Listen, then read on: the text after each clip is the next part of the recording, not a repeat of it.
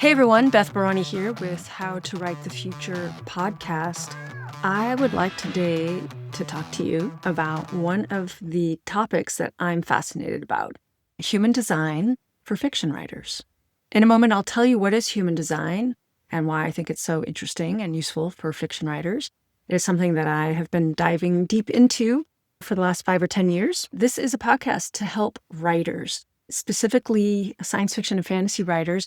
And really, my focus is on how to help you with your creative process, how to help you with craft, and how to help you create positive, optimistic futures.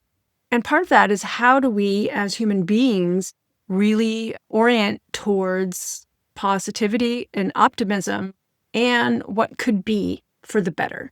Not because I am ignoring all the problems in the world. I am not. It's just that dwelling on things that I cannot impact directly is very frustrating. So what do I do instead? Where do I have power? I have power as a creative, I have power as a teacher, and I have power to create. And so I'm always curious on how can I get into the flow. Some of you may have heard about the flow.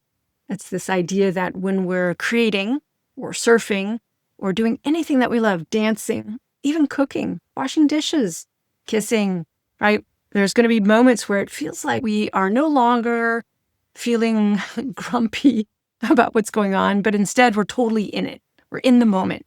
There's no separation between what we're doing and us, the doer, and the thing we're doing. And it's just this beautiful experience. I don't know about you, but when I'm writing, sometimes when I'm in the flow, I feel like I am in the story. 9 times out of 10, that's where I want to go. And 9 times out of 10, I get there. And one of the ways that I have found that really helps me as a writer, there are many things, but one of them is understanding myself better. Actually, I would say that would be the top thing. And this is something that I've cared about my whole life, is how to know myself better. And I encourage that for you as well. Let's dive right into the topic, which is human design for fiction writers. So I really love human design because it is a system that this guy designed, like channeled, that really is an interesting way to help us get to know ourselves better. Now, if you don't believe in this stuff, hey, I totally understand. That's fine. It's not for you. But this is for the people who are curious about human design, or maybe you already know a lot or some about human design. Human design is like astrology cubed. So if you know your birth date, your birth time, and where you're born, you can have a human design chart made for you. There's so many places you can get a chart made, and you can get one done for free online. I'm going to recommend to you mybodygraph.com. It is the official website that originated from the designer's idea of human design. So you make a free account, you put in your birth date, birth time, and location, and it will churn out a chart for you that looks like this. All that to say, don't get lost in the weeds just yet. What I really want you to focus on is once you do your chart, you are going to be one of 5 types. And how can that help you? So you'll read your chart and you'll read up about it and you'll go, oh yeah, that sounds like me, or oh, I don't quite relate to that. But 9 times out of 10, I have seen people, when I tell them, I do their chart for them, and I tell them what this says about you, there's something about them that like relaxes. It's just, I don't have to fight against myself anymore. You still can if you want. But isn't it nice not to fight against yourself? Human design is really helping you work with your energy rather than against it. There is no reason why you have to fight against yourself. It makes it very hard to be a creative person. So once you understand more of who you are, then you can work with who you are instead of against it. You can really unlock your creative potential, really find your flow, really perfect your writing process so that you know you have created habits and processes so that when you sit down to write, they entirely work for you. That way you can get work done. You can write. You can be in the writing space that you love so much.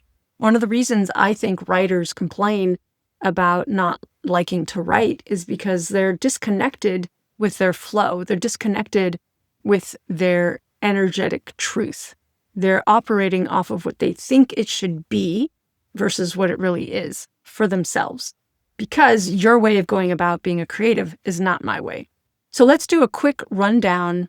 And I say quick because we could spend hours on this, honestly. So there's 5 types, and do your chart and then come back and listen to the rest of this episode. So this will make some more sense for you. These types are manifestors, generators, manifesting generators, projectors, and reflectors. Now, for manifestors, I've met a few manifestors, and I have at least one I know of in my family. If you're a manifestor, you're probably going to write best in short bursts of inspiration. You're probably best suited for writing sprints, working on independent projects, and like absolute flexibility in your schedule. You want total freedom to operate when you're creative, and when you're not creative, not to write.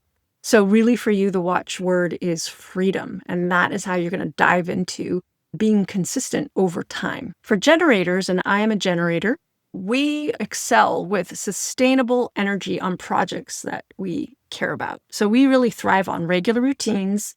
We work well responding to prompts, or I prefer like external, like there's stimuli from the outside, and that will prompt me. And it's really important that you work on topics that really excite you to keep your writing vibrant. No operating from the should or supposed to, where other people do it like this. No, it really has to come from you, and you have to be deeply excited about it and find a regular routine that works for you. Manifesting generators. You are multitaskers. Embrace the multitasking. I've seen this with my friends who are multitaskers and who are manifesting generator. They would think there was something wrong with them, that they were bouncing around on all these different creative writing projects, until they realized, no, that's their happy place. And I encourage you to embrace the fact that it is your happy place. If it is your happy place, then you're probably a manifesting generator. So you might have 3 or 4 projects on the go at different stages. You also might not be writing in any particular order. Other people are like, how come you're not doing this A, B, C, D? And you might doing Z to A to F. So you're not necessarily going to do your projects in any discernible order, and that is fun for you. Multitasking and doing things in all different kinds of order. I would say your watchword is embrace the multitasking. Next is projectors. I have had clients who are projectors, and I notice sometimes get really stuck also in how things should be done, and they burn out because what they need is to work in short, deep sessions and then have downtime and creative space. So you're not a generator. You actually really work best with lots of open, relaxing time. Also, I find that projectors are really great teachers, writing teachers, because you're natural guides and you're very insightful on the creative writing process and how to do things. So you excel at creating systems. So if you're stuck with your own work, create a system for yourself. And you may need a lot of support and external recognition and invitation from other people, like a teacher or a guide, a coach, or peers, to help you really dive deep into your writing. And that's totally fine. So you need that kind of support. So for you, it's about having the support and the invitation to do short, deep writing sessions with a lot of downtime. And lastly, reflectors. I have one family member who's a reflector and who's highly creative. And generally, reflectors are really sensitive, very attuned to their environment, and they really need a lot of time and space, to process their ideas. And they really need a very inspiring workspace and really allow themselves to follow the lunar cycle to make big choices, big decisions on important projects.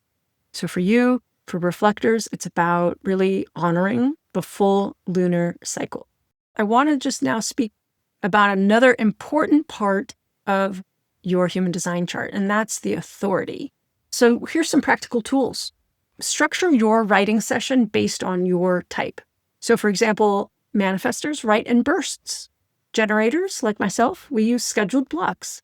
Projectors focus best with short, impactful sessions, and manifesting generators really need the freedom to hop around from project to project. You really need to create rituals in your environment that work for you, and really understand that your own creative energy, your human design, your type, your authority, can really help you dissolve your self-judgment and comparison with other writers.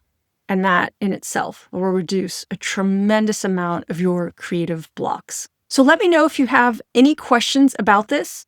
Write in and tell me your human design. What have you noticed? If you're new to human design, let me know your questions as they relate to the creative writing process. If you've been playing around with human design, tell me what you observe. I've worked with writers and analyzed their charts and helped them design their creative writing processes.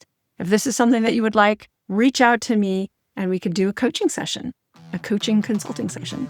And people hire me for that. All right, that's it for this week, everyone. Write long and prosper.